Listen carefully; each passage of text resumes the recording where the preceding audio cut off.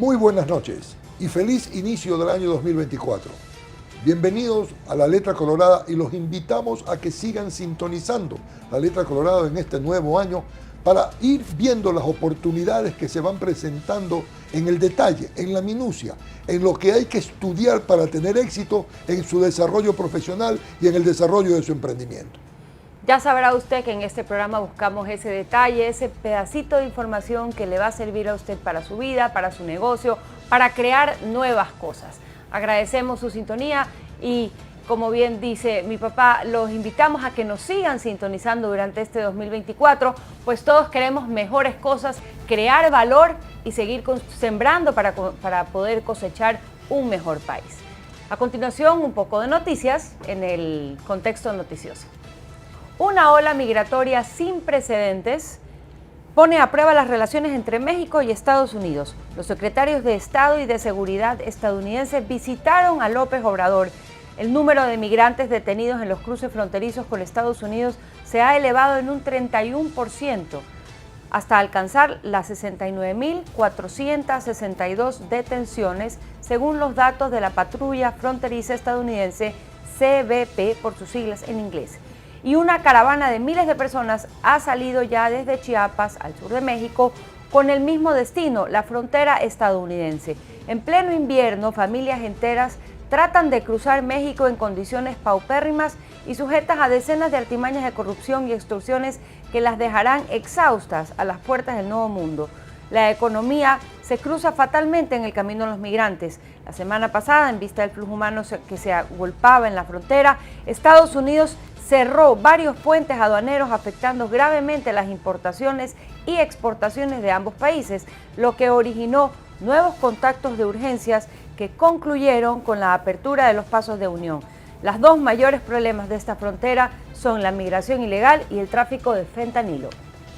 Esto es terrible, María Sol, porque genera una terrible crisis social, genera un tráfico de gente y se suma a una crisis migratoria mundial.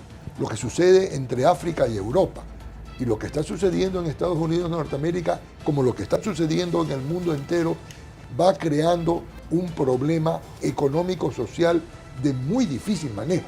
Y hay que entender muy claramente cómo se puede contribuir a resolver este problema. En otros temas, la bióloga Pura Muñoz ha hecho la siguiente declaración. Es posible revertir el envejecimiento, volver atrás en el tiempo.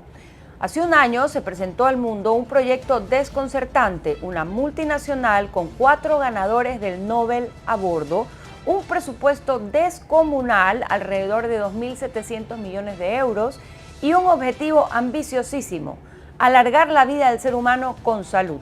No se pretende arreglar lo deteriorado, sino rejuvenecer, literalmente, el cuerpo humano, según lo reporta el diario El País. ¿Y a dónde está la contradicción, María Sol? La vida promedio del ser humano va aumentando. Se siguen buscando formas para prolongar la vida y rejuvenecer al ser humano, pero a su vez no hacemos lo suficiente para defender el planeta, para defender la naturaleza en la que ese ser humano va a vivir. Y en otros temas acerca de los hábitos de consumo de quienes habitamos este planeta, cada vez más se reduce el consumo del cigarrillo convencional. Mientras tanto, el mercado de los cigarrillos sin humo alcanzó los 90.000 millones de dólares en 2022 y los analistas estiman que su rápido crecimiento continuará. Según Visible Alpha, los ingresos de Philip Morris y British American Tobacco procedentes de los productos sin humo crecerán un 16% y un 14% al año respectivamente entre 2023 y 2030.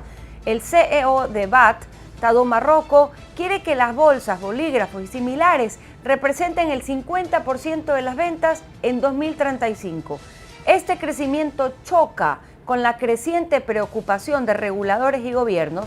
Muchos políticos temen que los cigarrillos electrónicos y productos similares estén creando una nueva generación de adictos a la nicotina, además del consumo de una serie de sustancias químicas peligrosas contenidas en ellos.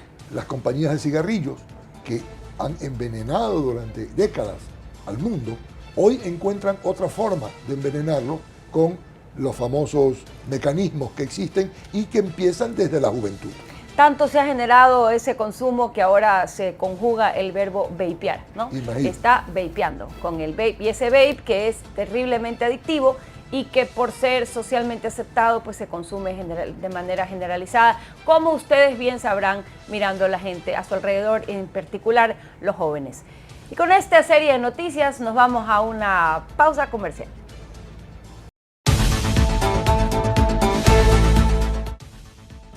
Todo lo que puedes ver en Tendencias es entretenimiento, música, tecnología, actualidad, salud, artistas, cine, lo último de la información del espectáculo, junto a Naila Pesantes y María Eduarda Intriago, Solo aquí en Tendencias. todos los jueves a las 21 horas por Vito TVO.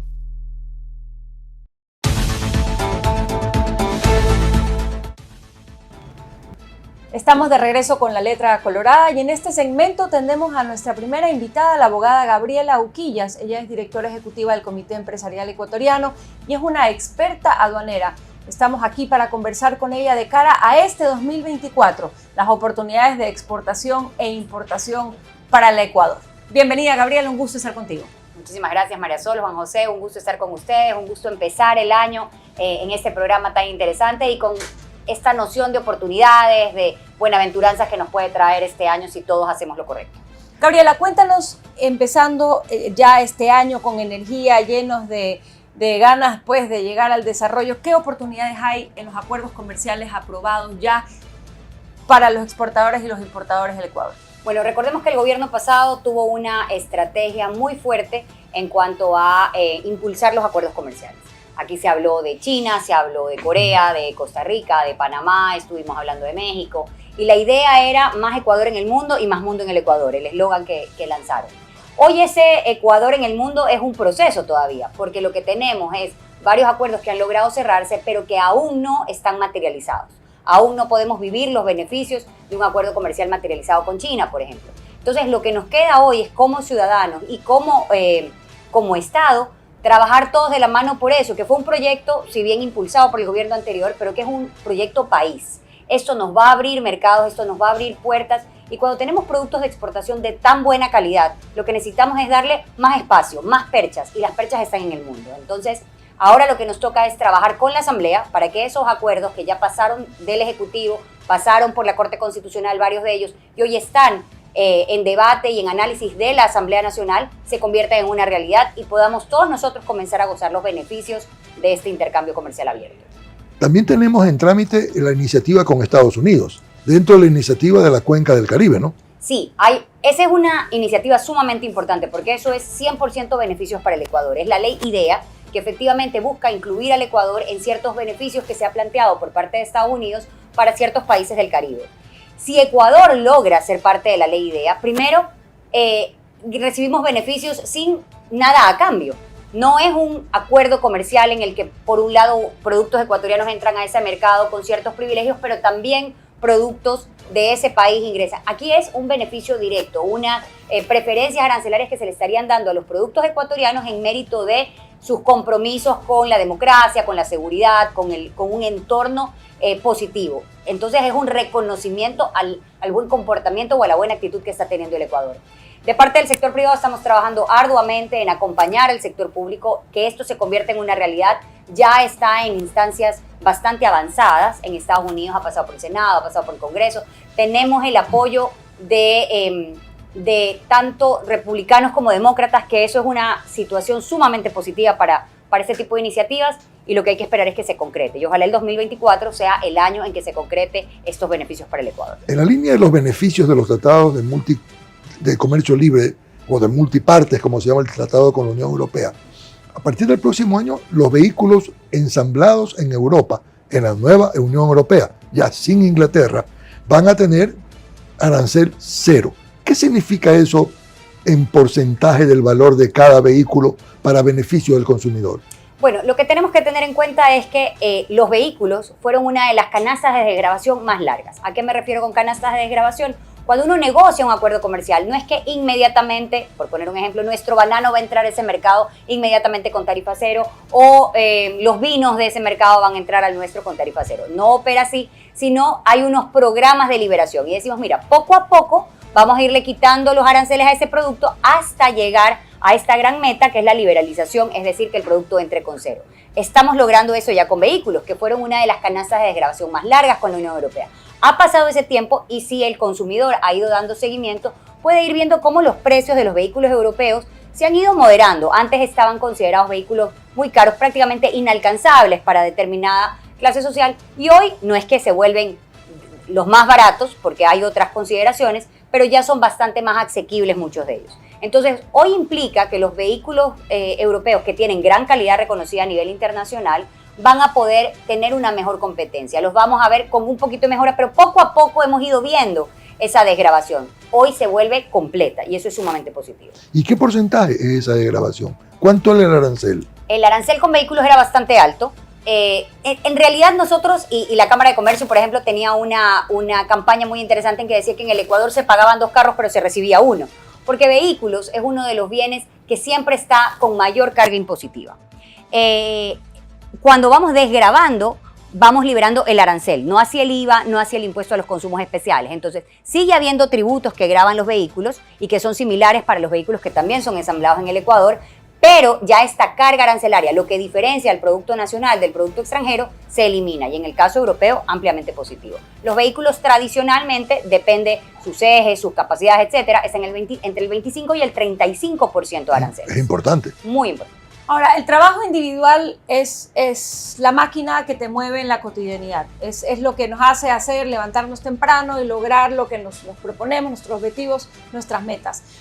Pero eso sin duda repercute en un trabajo colectivo y una acción colectiva de lo que representamos como país. Tú hablabas antes de más Ecuador en el mundo y más mundo en el Ecuador, pero como un proyecto de país, olvidémonos de quién lo promueve, para bien, para mal, lo que sea, pero el proyecto país. El sector productivo, como sector productivo, une muchas fuerzas, une especializaciones, une diversidad. ¿Qué beneficios trae agremiarse? Bueno, hoy el Comité Empresarial es la muestra de esa agremiación. Comencemos desde lo más grande hasta lo más chiquito. Comité Empresarial cerró el 2023 con 149 miembros, es decir, 149 sectores productivos han decidido que ser juntos es ser más fuertes. Y no vamos a irnos a lo filosófico, sino a lo más terrenal. La unión hace la fuerza, sin duda. Y en el caso gremial, en el caso productivo, pasa exactamente lo mismo. Entonces, cuando los gremios deciden vincularse y deciden buscar los temas que tienen transversales, los problemas que son de uno, que son de otro, y probablemente el mismo que tiene la Cámara de Comercio de Machala, lo tiene la Cámara de Fabricantes de Calzado que está en Tungurahua, y tal vez por no conversar, por no conocerse, no lo habían visto como una acción en la que pueden luchar de manera común. Y también los beneficios que un gremio brinda son de aprendizaje de otro que tal vez no los ha considerado. Eso en el mundo gremial, los diferentes gremios agremiados en este gran paraguas que es Comité Empresarial. Ahora para las empresas, ¿por qué sirve? Alguien me dirá, bueno, pero ¿yo por qué tengo que ser miembro de una cámara, de una asociación? Si ellas pelean, igual mi beneficio. Porque precisamente la única forma en que la asociación, el representante, conozca de la problemática, las necesidades, las dinámicas o las alternativas que vive exactamente el empresario es dialogando, conociendo, siendo parte, involucrándose. Parte del problema de nuestra sociedad, y no solamente en el mundo gremial, es el no querer involucrarse. ¿Cómo queremos solucionar las cosas si no nos involucramos para ser parte de la solución? Exactamente se da eso.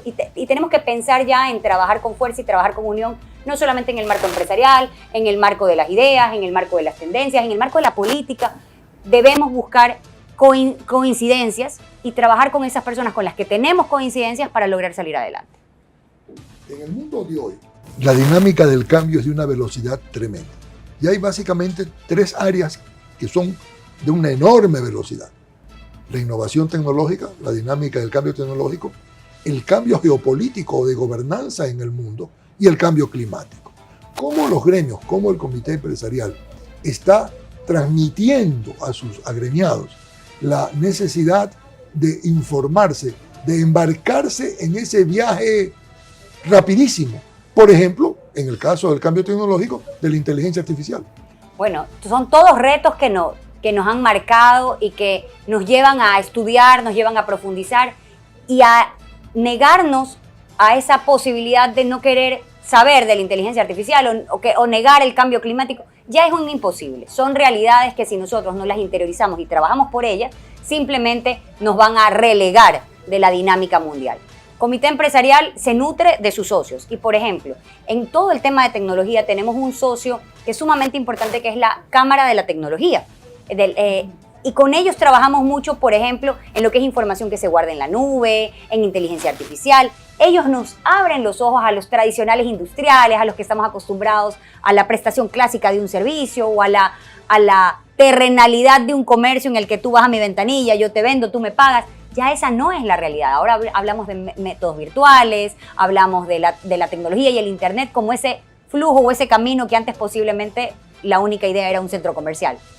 En el tema de cambio climático o en el tema de buscar una mejora para el medio ambiente, nosotros estamos muy comprometidos con los objetivos 2030 y también tenemos ciertos gremios que nos llaman a involucrarnos más en ello. Y uno de los últimos gremios que se hizo parte del Comité Empresarial fue la Cámara de los Gestores de Desechos.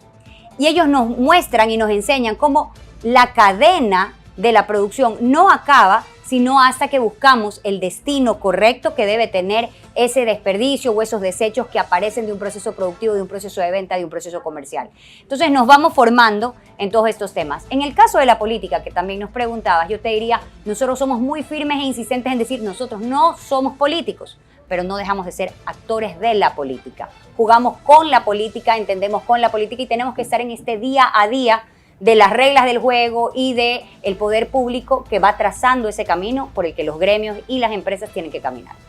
Sin duda, dentro de todo este esquema de tecnología, de innovación, de inteligencia artificial, el ser humano sigue siendo la fuerza motora. Si no hay capacitación, si no hay la mentalidad correcta, ninguna de esas herramientas se pueden utilizar. Y creo que la educación es parte de la fortaleza de agremiarse, porque usualmente los gremios están compuestos por gente que busca esa continua mejora y de alguna manera eso repercute en el resultado colectivo. Para cerrar esta entrevista, cuéntanos cuál es la visión del comité, cuáles fueron los hitos del 2023, lo que se puede resaltar, el aprendizaje de 2023 y cómo se catapulta al 2024. Perfecto. Tomando primero las primeras palabras cuando mencionabas el tema de la educación y ahí la importancia de conocernos y unirnos, también tenemos un gremio que es la Corporación Formados. Y la Corporación Formados ha trabajado muchísimo en impulsar no solamente la educación, que es parte de ese éxito o fracaso que como nación podemos tener, sino en identificar que parte de ese éxito, de esa formación necesaria es la formación dual, la formación en la que tú no solamente aprendes lo teórico, sino también lo práctico. Y tenemos también un convenio realizado con el CES, con el Consejo de Educación Superior, justamente para trabajar con las universidades en promover estas carreras dinámicas o carreras técnicas en las que la empresa puede ser parte del proceso de formación. Entonces se vuelve sumamente interesante porque con eso nuestro granito de arena para tener profesionales no solamente de cartón, sino tener profesionales de práctica. En cuanto a los hitos o las gestiones que ha hecho Comité Empresarial, yo diría que puedo destacar la más importante. Se han hecho muchísimas cosas y si me pongo a destacarlas tenemos que tener 3 programas, pero en realidad hemos trabajado mucho en fomentar esa unión. El Ecuador lamentablemente tiene esta problemática de creer, alguien nos dijo un día o alguien gestionó aquí un día el divide y vencerás y lamentablemente se ha hecho muy difícil el superarlo. Nosotros hemos tratado de promover internamente esa fidelización interna para que los gremios se conozcan, las autoridades dialoguen, para poderle mostrar al sector público que somos un sector empresarial unido con principios. Y cuando uno trabaja en base a los principios no se equivoca. Pueden haber ideas distintas de los diferentes gremios, pero el gran paraguas que nos cubre a todos son los principios de libertad, de democracia, de trabajo, de buscar un mejor día para todos los ecuatorianos. Entonces, hicimos una convención muy importante. Se viene ya en este año la segunda convención en la que todos los líderes gremiales se reúnen, dialogan y buscan cómo poner en práctica todas esas grandes misiones que nos corresponden. Así que hemos dado algunos pasos de un trabajo muy intenso que no solamente se debe desarrollar en este año, sino en la vida práctica de los ecuatorianos. De cara a quien nos vea, nuestra audiencia, danos 2 recomendaciones, 2 oportunidades, la letra colorada para este año 2024 que los empresarios deben tener en cuenta desde la visión de los acuerdos comerciales, lo que tú consideres que vale la pena ampliar. Bueno, yo creo que todos debemos hacer una campaña, primero por mostrar un Ecuador unido. Si no mostramos un Ecuador unido, en el que los trapos sucios se lavan en casa, en que las diferencias se manejan y se trabajan y no se salen a exponer, yo creo que vamos a poder tener mejores días. Y eso hay que traspolarlo no solamente a la política nacional, a los problemas del barrio, a los problemas de la escuela, a los problemas de la universidad. Tenemos que buscar el diálogo como un mecanismo de solución y a veces parecería que nos lo hemos olvidado. Y por otro lado, yo creo que si algo debemos demandar y exigir es la seguridad jurídica, las reglas del juego claras. Cuando nos sentamos a jugar cartas, queremos reglas del juego claras para saber quién gana y quién pierde. Cuando emprendemos un negocio, queremos lo mismo, saber qué tengo que pagar, qué tengo que hacer, cómo debo hacerlo. Eso es lo que debemos exigirle a nuestras autoridades, certeza para el desarrollo de nuestras actividades. Muchísimas gracias, Gabriela, por estar con nosotros el día de hoy. Que tengas un 2024 fantástico y que el Comité Empresarial siga promoviendo esos principios de unión y productividad. No, muchísimas gracias a ustedes, siempre a las órdenes, y que la letra colorada tenga un 2024 fantástico, lleno de muchos programas y grandes entrevistas. Muchísimas gracias. Gracias, Gabriela. Gracias. Con esto nos vamos a un corte comercial.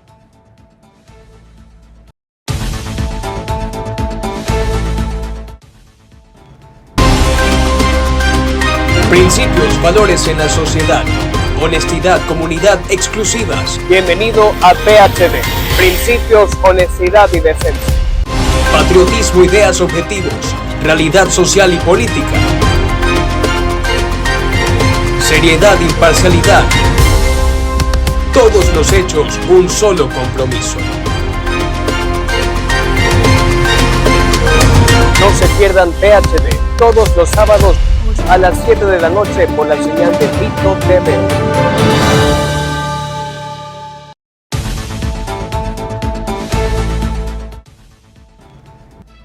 Estamos de regreso con la letra colorada y el tema de hoy es la protección a la infancia.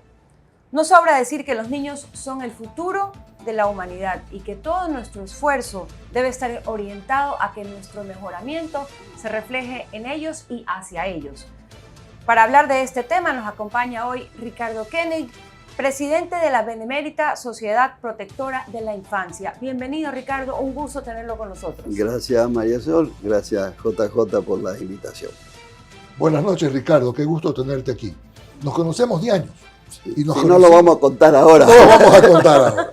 Y nos conocimos en el mundo del marketing y de la publicidad. Así es. Y has venido haciendo un gran trabajo presidiendo la Benemérita Sociedad Protectora de la Infancia.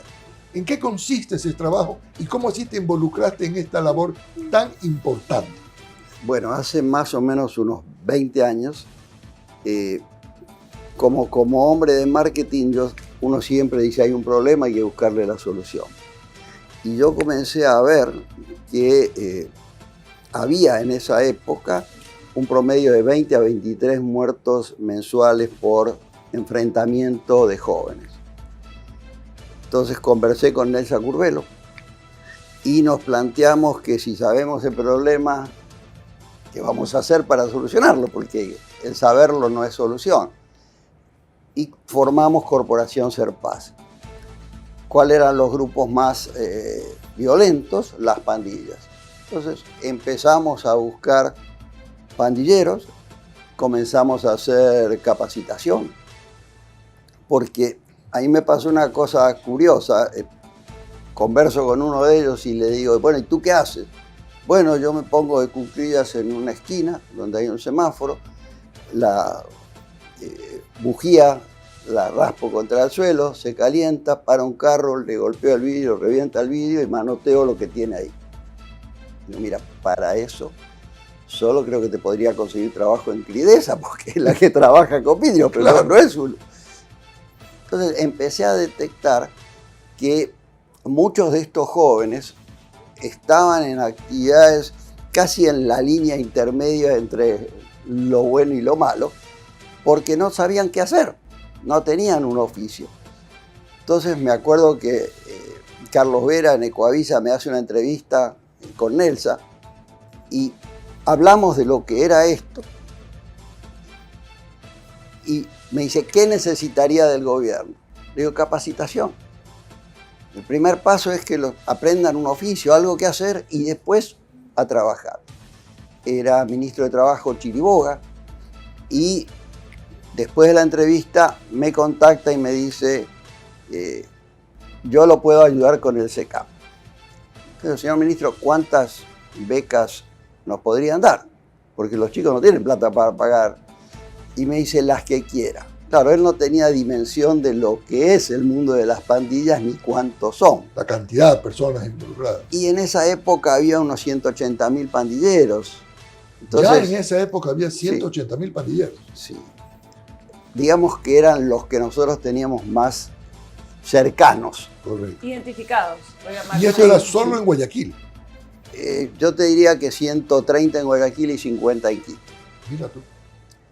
Entonces, me dice, las que usted quiera. Bueno, me reúno con el director del SECAP en Guayaquil y en la primera capacitación le pusimos 380 jóvenes. El director estaba aterrado. Me dice, claro, la presencia, la facha de los pandilleros da un poco de temor, Claro. ¿no? Entonces me dice, ¿y qué van a hacer acá? ¿Van a rayar todas las paredes? Los pandilleros tienen códigos. Algunos de esos códigos a mí me gustaría que la sociedad los imite porque todavía funciona la palabra. El respeto a lo que yo te ofrecí o lo que yo te dije. Bueno, comenzamos a capacitar. Había una infraestructura del SECAP en Durán impresionante. El gobierno japonés les había donado como 50 tornos, máquinas para hacer metalmecánica, y empezamos a capacitar en eso. Pero hicimos previo una investigación con los más cercanos. Si tuvieras dinero, ¿qué negocio te gustaría montar? Entonces, unos dijeron un estudio de grabación, otros una pizzería, y empezamos a formarlos en eso. Ahora, paralelo a las clases prácticas, digamos, para el oficio, Nelsa y yo trabajamos muchísimo con aflojar un poco la violencia, aprender a dialogar y que no era necesario matar al otro para tener razón. Ahora, en esa época no había la influencia del narcotráfico ni del microtráfico en las pandillas. Es otro mundo, es Era otro otro mundo. A mí hace unos meses me llamaron para decir por qué no ayudaba con el tema de violencia. Le dije, porque son dos mundos diferentes. Nosotros teníamos jóvenes que tenían problemas de violencia intrafamiliar, que no tenían relación con sus padres o tenían una mala relación con sus padres, y Corporación Ser Paz se constituyó como una especie de familia alternativa, donde puedo ir... Un espacio de soporte. Sí, donde puedo ir, hay gente igual que yo, y nos capacitan y nos sentimos, no sé si la palabra apropiada es protegidos, pero nos sentimos cómodos ahí. Nosotros llegamos a capacitar 20.000 jóvenes en los oficios que ellos quisieron. Uno de estos era un estudio de grabación que era manejado por un personaje, Cuco, que un moreno de esos doble closet, así, inmenso. Y cuando yo conversé con él, me dice, yo lo que hago es música, eso es lo que me gusta. Digo, ¿y te animas a aprender cómo se graba, cómo se monta? Y arrancamos con eso. Y ahí entendí una cosa, que la música es un nexo, un punto de unión que supera las diferencias. En ese estudio grababan chicos de Latin King, Nieta, Nación de Hierro, Master of the Street, que en la calle se mataban. Y ahora en el estudio hacían música. Y cuando alguno de sus compañeros dice, oye, pero este es enemigo, no, se hace música conmigo. Claro. O sea, ya eso tenía un plus que lo sacaba de la violencia. Bueno, eso hicimos mucho. Empezamos a entender que hay un submundo, que uno lo ignora, que uno vive como si estuviera en otro planeta, a mí a veces no entendía. Yo en esa época tenía un Mercedes, sigo viviendo en la Puntilla, y iba a los barrios con el Mercedes, ¿no? Alguna vez, actualizado eso, me decía alguien, bueno, esa es la visión del cómo uno lo ve, el patrón mafioso. Claro, ya. Entonces, Que igual, perdón que acoten esto, pero igual juega una especie de comunicación de símbolos, ¿no? Porque voy sí, sí. infiriendo que hay una simbología importante. Mira, este en grupo esas estructuras de afrodescendientes que montaron el centro de grabación me puso un apodo a mí, ¿no? Yo, en el mundo de las pandillas, se me conoce como Don Sata. Yo decía, no sé, Don por el respeto, Sata por el diablo, viejo, no sé, pero así me identificaron. Y esa identificación me ayudó muchísimo en mi relación con la gente. Solo como una anécdota. Un día yo iba por Lorenzo de Garaycoa y salen de abajo del portal dos fulanos. Uno manotea aquí, no sé qué era, pero hizo así. Y el otro le dice, hey, es Don Sata. Ah, perdón, no lo había reconocido. Yo, honestamente, tenía ganas de correr, pero digo, bueno, juega el papelito de controlado. Y de esas cosas me pasaron algunas maravillosas. Un día estaba en un cóctel en el Bunker. En esa época, tú te acordarás, los meseros tenían que tener el guante blanco. Sí. No podían confraternizar con los huéspedes, con las personas que estaban en ese evento. Y yo, la única bebida que he tomado en toda mi vida es cerveza. No tomo ninguna otra. Pero claro, en un cóctel no se acostumbra a servir, o no se acostumbraba a servir cerveza. Entonces se acerca un joven con un vaso envuelto en una servilleta y me dice, Don Sata, nosotros rezamos por usted. Y me da la cerveza. Y dice, yo no lo puedo darle la mano porque acá no me permite. Digo, a ti no te permite. Yo te voy a abrazar porque te agradezco y sigan rezando por mí, pero claro, nadie me puede decir si yo quiero abrazar o darle la mano a alguien. ¿Y cómo ha evolucionado la dinámica de esos grupos? Porque claro, usted mencionaba nombres que hoy por hoy casi son antiguos en función de la configuración de la delincuencia organizada, de lo que se sabe por los medios de comunicación. ¿Cómo ha evolucionado el sistema de pandillas dentro de estos grandes sistemas de delincuencia organizada? Te hago un intermedio a eso. Era Jaime Nebot alcalde, entonces yo fui a visitarlo y le digo, Jaime, te estamos sacando con Nelsa un problema de las calles, que es la violencia. Los estamos capacitando, pero necesitan plata para poner el negocio que querían poner. Y ahí nos ayudó. Empezamos con 20 microempresas, ahora se llaman emprendimientos, pero en esa época eran microempresas. Llegamos a tener entre 60 y 80 microempresas. Al principio eran manejadas por la misma agrupación, por la misma pandilla. Posteriormente, ya con la integración que se fue logrando, tenías en una imprenta un chico de Nación de Hierro, con uno de Latin King, con otro de Nieta. Ya dejaron de ser enemigos. Entonces, eso fue una época muy interesante. Yo aprendí, increíblemente, entendí que puse los pies en la tierra, que venía medio volando. Y a pesar de que yo estoy desde hace muchos años involucrado con lo social, no con la farándula, sino con la actividad de servicio a la comunidad, ¿no? Es una experiencia interesante, es una experiencia de entender por qué la gente hace cosas y cómo la ayudas para que no tenga que seguir haciendo las cosas que no lo llevan a ningún lugar, ¿no? Sí, volviendo a hacer, contestando tu pregunta de esa época y ahora, son dos mundos diferentes. Hoy prevalece la droga y prevalece la droga como negocio.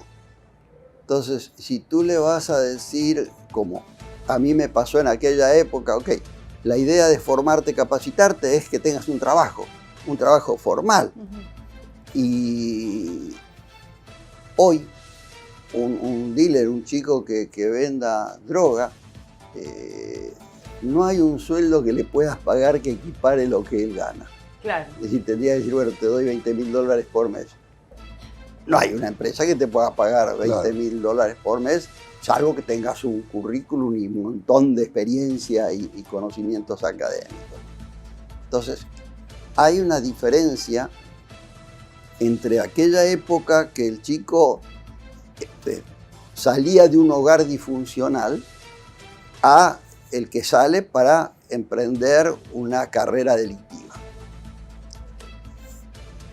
Terminada esa época de mi época de pandillero,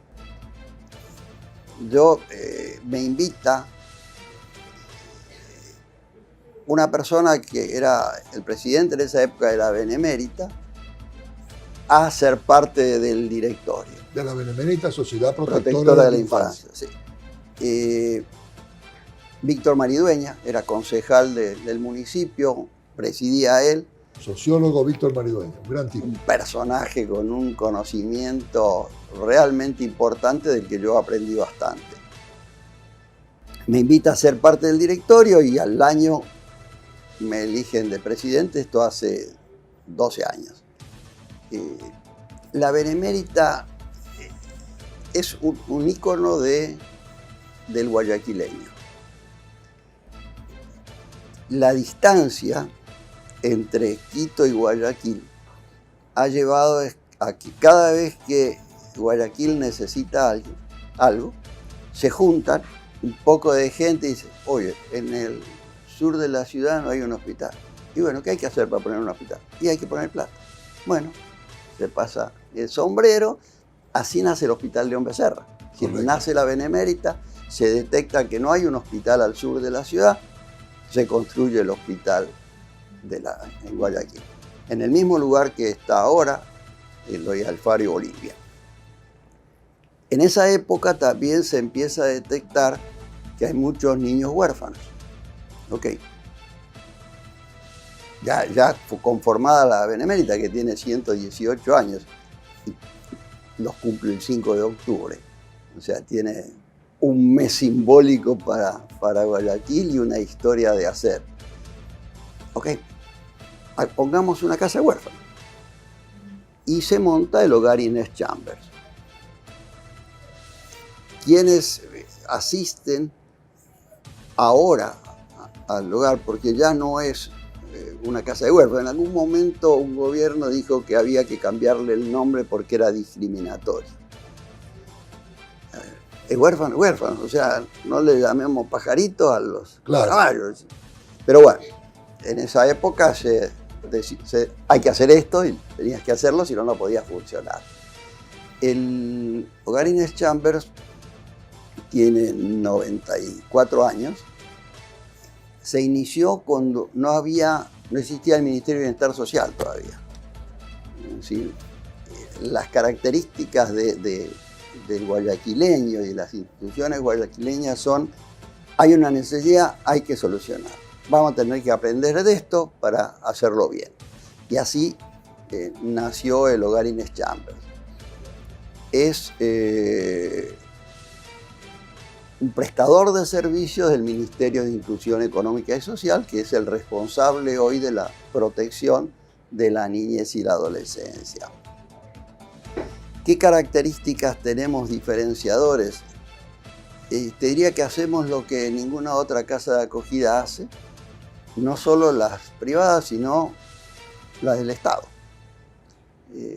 Nuestros niños hacen música, hacen pintura, hacemos un promedio de 6 exposiciones. Yo no pinto, todavía sigo haciendo a la persona una cabecita y 4 palitos. Promedio de 4 a 6 exposiciones por año. Hacemos capoeira capoeira es un arte marcial sin contacto. Entonces te permite que el niño haga ejercicio, desarrolle físicamente, de una manera divertida, porque la música brasilera es divertida, es agradable, pero sin agresión, sin contacto. Entonces, y una cosa que empezamos a hacer hace un poco más de un año es a que aprendan ajedrez. Tenemos una psicóloga en el hogar y yo antes a veces a uno se le ocurren cosas y podríamos hacer esto, podríamos hacer aquello. Y yo, ok, Jenny, deme su criterio como psicóloga sobre estas enseñanzas. Y me pasó 50 cosas de por qué sí y 2 cosas que por qué no. Y como yo, tú sabes, vengo del área del marketing y de la comunicación, si estos son más, hagámoslo, ¿no? Comenzamos con eso. Comenzamos de manera virtual con una fundación que se llama Peón Aislado de Colombia y empezaron a enseñarle a los niños vía Zoom. Nosotros, el municipio me donó unas tablets, hicimos el programa de ajedrez y empezaron a aprender. Hace 2 meses, sí, noviembre, nos dieron aprobación de los niños del primer nivel de jugadores de ajedrez. ¿Y por qué ajedrez? ¿Cuáles eran las razones que recomendaba la psicóloga para reforzar el ajedrez? O sea, quiero decir, yo puedo intuirlas, pero me gustaría para la audiencia, ¿por qué el ajedrez? La capacidad resolutiva. Es decir, tú estás jugando y tienes que hacerlo bien y tienes que hacerlo rápido, porque si no te tocará el botoncito y perdiste la jugada. Claro. Entonces, les enseña a pensar, les enseña a buscar oportunidades. Hay un montón de razones que me daban a mí para, ok, metámonos en esto. Nuestros niños hoy están compitiendo con colegios de Medellín, con colegios de Bogotá, y ya te decía, aprobaron el primer nivel, y si Dios quiere, ahora en enero la directora se va con uno de ellos a Medellín a competir presencialmente. Ahora, piensa, un niño de dónde proviene, de un hogar disfuncional, va a ser la primera vez que se suba a un avión, pero ya se ha desarrollado en él una personalidad, unas características como para ir a competir. Claro. Cuando los aprobaron el primer curso, hicimos también virtual, me pasaron la información, yo hice los diplomas y le entregamos a cada niño diploma de haber aprobado primer nivel de ajedrez. Y estábamos en esta sesión virtual con la gente de Colombia y uno de nuestros niños dice, bueno, ¿y ahora cuándo competimos? Ya. Y me dice el director de allá de Colombia, oye, aceleraditos. Le digo, a ver, les enseñaste algo, y bueno, ahora tienen que ver si aprendieron. ¿Y cómo ven si aprendieron? Compitiendo con otros. Ahora, con toda esta experiencia, con todo este bagaje de experiencia, tu evaluación de la situación de hoy, ¿cuáles son las principales amenazas que tienen hoy los niños y los jóvenes? Las estadísticas que dicen de esas amenazas. Sí, yo soy una persona positiva, ¿no? Por formación, pero el panorama no es lindo. Porque el panorama no es lindo, no porque le estoy enseñando a la juventud que con un cuchillo o con un revólver puedo vivir. Puedo asaltar, así como puedo matar. Claro. Pero asalto y tengo plata para vivir hasta que... Cuando dices le estoy enseñando, ¿quién le está enseñando? ¿Qué le está enseñando? La calle. A ver, sí, la sociedad. La sociedad. La sociedad es... Nosotros decimos que hay que ser inclusivos, pero la sociedad no es inclusiva. Es decir, te marca, te señala y no te da soluciones. Te perfila. Sí, es decir, este viene de aquí, hizo esto, delincuente. Ya. ¿Por qué lo hizo? ¿O por qué no evitaste que lo hiciera? Eso como que queda, que fuera responsabilidad de otros. Para mí la violencia está descontrolada y no hay y no ha habido todavía un gobierno que le haga frente a la violencia. Es decir, se habla de muchos planes, Fénix y un montón de cosas. O sea, quiere hacer frente a la violencia con violencia. Deberías hacer. Porque hay cosas que no hay diálogo. Ya. O sea, si vos ya estás enfocado y tu profesión es delincuente sin temor a matar, ¿qué diálogo te voy a decir? Ya. Si vives de eso, es tu medio de vida. Es decir, ¿qué vemos nosotros en las cárceles? O de las cárceles, que desde ahí se maneja la delincuencia de la ciudad. Sí. Y es más seguro para un capo narco estar en la cárcel que en la calle. En la cárcel tiene 100 guardaespaldas. En la calle no los puede tener. Ahora, usted mencionaba algo muy interesante y es este espíritu solidario de Guayaquil. Guayaquil encuentra, o históricamente ha encontrado un problema y se ha agrupado en ciertos sectores para solucionar ese problema. Y lo ha hecho en muchísimos ámbitos.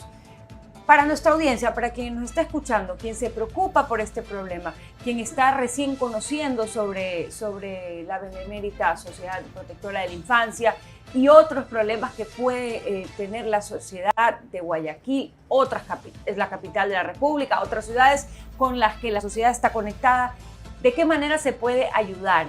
¿Aceptan donaciones? ¿Hay requerimientos de becas? ¿De qué manera se pueden articular empresas en función de esto? Que al final ayudar a uno es ayudar al todo, porque eso es lo que somos. Sí, yo te diría que es ayudarte. Cuando tú ayudas, te estás ayudando a ti mismo, porque en la medida que formas un niño, que lo guías por el camino correcto, no va a ser un delincuente.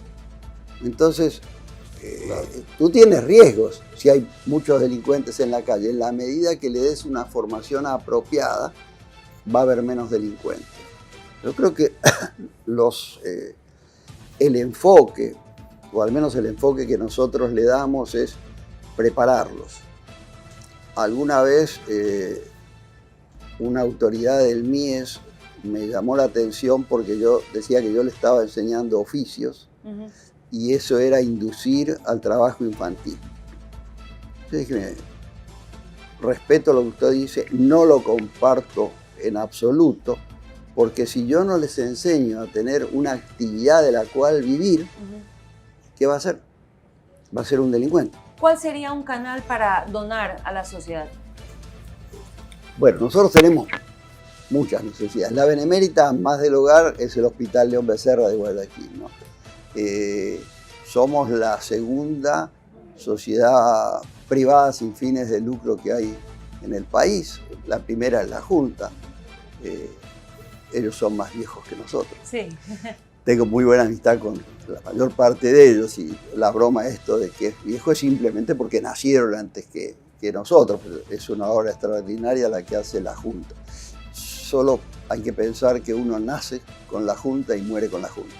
Sí. Es decir, La maternidad. La maternidad y el cementerio. Ahora, es importante precisar que el Hospital León Becerra es un hospital pediátrico. Sí, nacimos así, se ha mantenido así, pero hoy tenemos, no hoy, hace 30 años viene teniendo problemas económicos, somos prestadores de servicios del IES y de las aseguradoras del Estado, y eso más de mucho consuelo de tontos, ¿no? Sí. El IES nos debe a nosotros plata, ha mejorado un poco, mejorado, es decir, no me deben de 2 años, Ya. me deben de 1 año. Ya. Mejoraron, y mira lo que son las características. Han mejorado en los 2 años anteriores, presidida por un guayaquileño, por Alfredo Ortega. Y veo en el nuevo presidente del Consejo Directivo del IES, Eduardo Peña, también una visión guayaquileño, también una visión un gran profesional. de ayudar así también lo ha manifestado. Ahora, tú mencionaste una institución, el CECAP, que tenía unos excelentes talleres en Durán. El CECAP es una institución que ha desaparecido.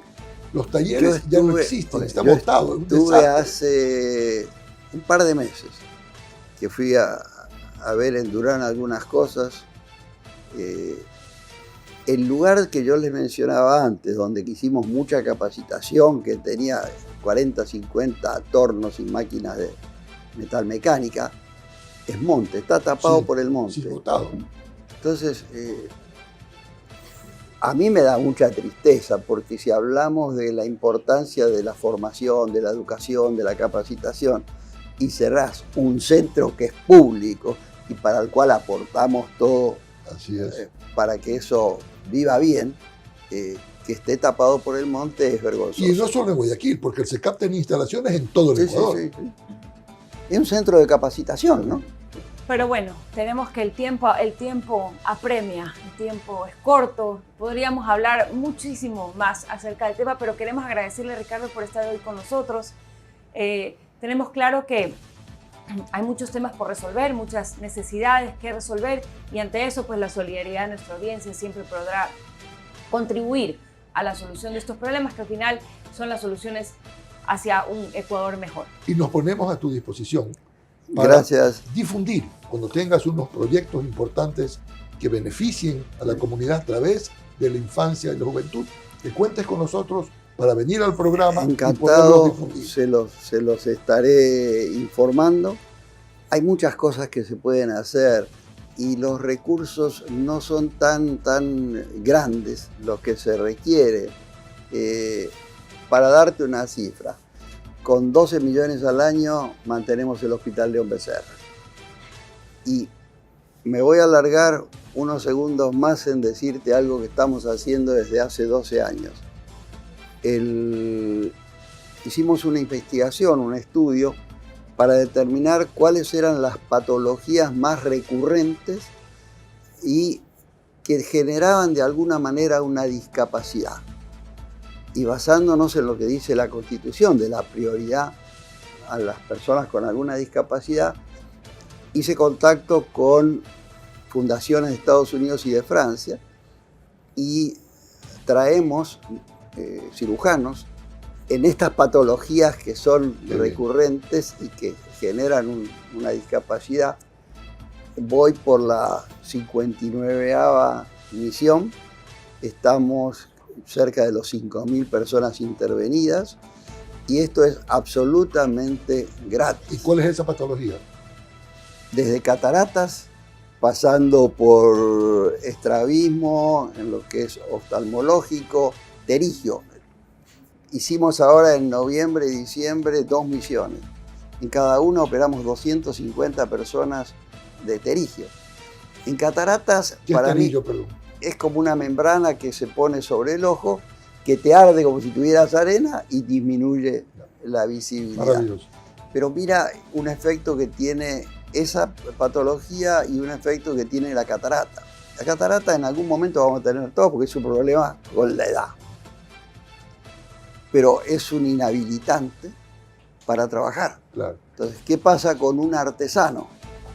Que si no ve, no puede trabajar, no puede generar ingresos y pasa a ser una carga para su familia. Sin duda, una acción importantísima para contribuir en muchísimos ámbitos, a los jóvenes, a los mayores, también a los que tenemos mediana edad, para ver cómo podemos contribuir y hacer del ecosistema un mejor lugar. Y con esto nos vamos a una pausa.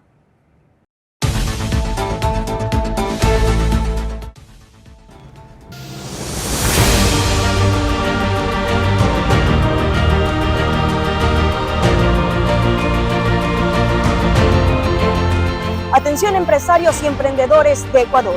Llegó a la pantalla y a las redes sociales el programa que te inspira a lograr tus sueños en el mundo de los negocios. Última Hora Emprende, más impactante que nunca.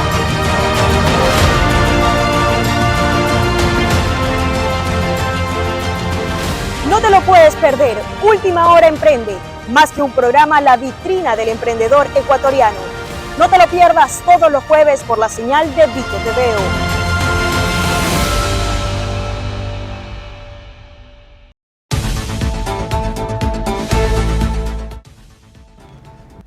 Estamos de regreso con la letra colorada en nuestro segmento ya de conclusiones.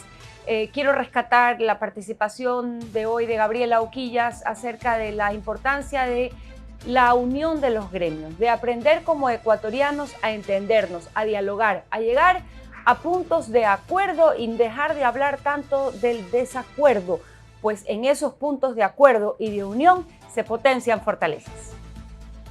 Yo quiero destacar la intervención de Ricardo Koenig, que como presidente de la Benemérita Sociedad Protectora de la Infancia y con la experiencia que ha tenido en tratar con los problemas de los jóvenes de las pandillas desde hace 21 años, que es totalmente distinto a lo que se vive hoy, nos ha ilustrado sobre la complejidad del problema de la infancia y los jóvenes y el impacto que también hoy tiene el microtráfico. Pero también nos ha dado vías en la que el espíritu guayaquileño de apoyar en las causas que crearon la Junta Beneficencia, la Junta Protectora de la Infancia y tantas otras instituciones, puede contribuir a enfrentar ese grave problema y amenaza que hoy tiene la infancia y la juventud, no solo guayaquileña, sino de todo el Ecuador.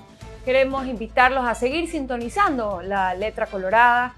Este 2024 se presenta lleno de oportunidades, también lleno de desafíos, y esos desafíos siempre tienen que ser interpretados como oportunidades de mejora. Les recuerdo seguirnos en nuestras redes sociales, @laletracolorada, en Instagram, en TikTok y en YouTube, por supuesto, donde probablemente usted está viendo este programa. Suscríbase, prenda la notificación de cada programa nuevo que se da los martes a las 20 horas por la señal de Vito TVO y por nuestro canal de YouTube. Muy buenas noches y un bienvenido 2024.